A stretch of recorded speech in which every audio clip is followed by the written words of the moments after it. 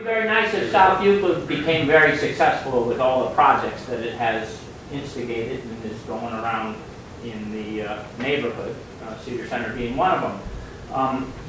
But as a citizen, as I've been reading all the media about Cedar Center and things, I have an article from Thomas Ott in the Plain Dealer on Saturday, December 16, 2006. The title is South Euclid Site Purchase Makes Clears Way for Renewal. And Mayor Wheelo is quoted as saying, the city will borrow to pay for the land and then sell it to a developer. Another article in the Plain Dealer on the 20th of December under the title of Fate of South Euclid Shop Owners Uncertain. It says, South Euclid officials have pledged to help Cedar Center businesses find space in a new building at the Cedar Center site after it is sold to a developer.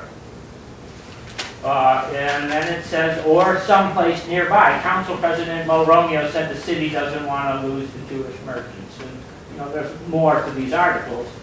The Sun Messenger, December 21st, 2006, Ed Wittenberg.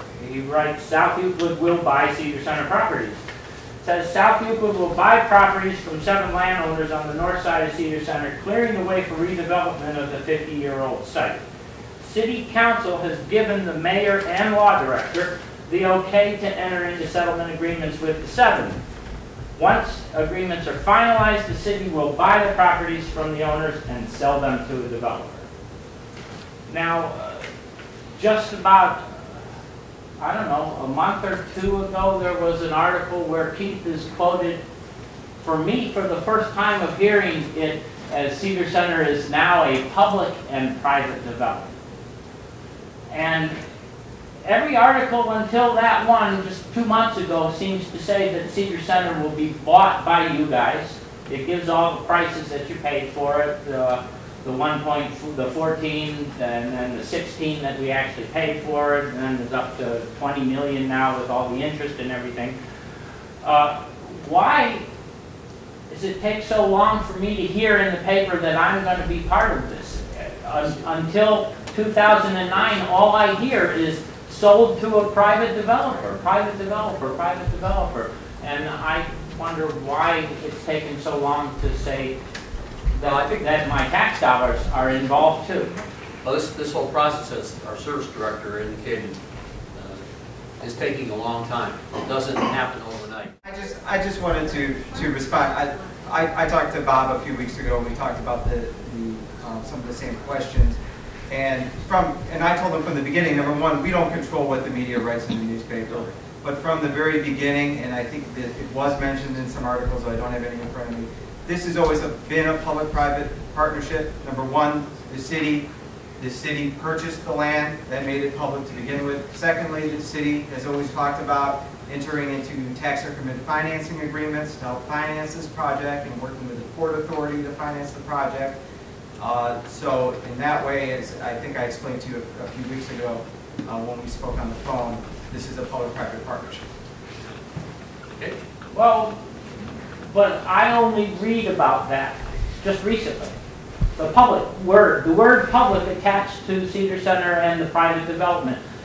That's the first time I read about it. I can assure you that at least when I've talked about it, I've always stated that. I know that other members here of the administration have always remarked that as well. Just so happened it was picked up by a reporter who used public-private partnership, the actual term. Okay. Do we know what our part is going to be in it? Not at this time. Really don't. Okay. It's all part of the development process.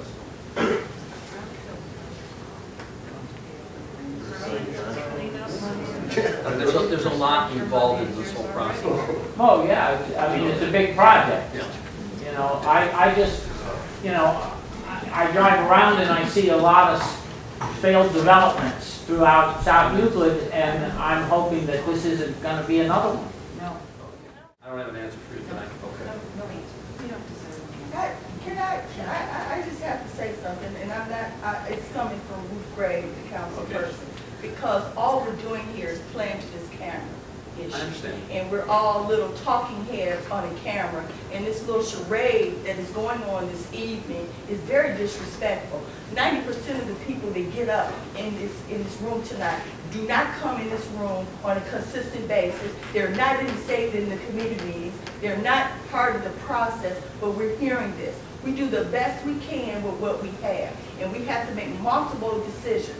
And there may be people that are not going to agree with some of the issues,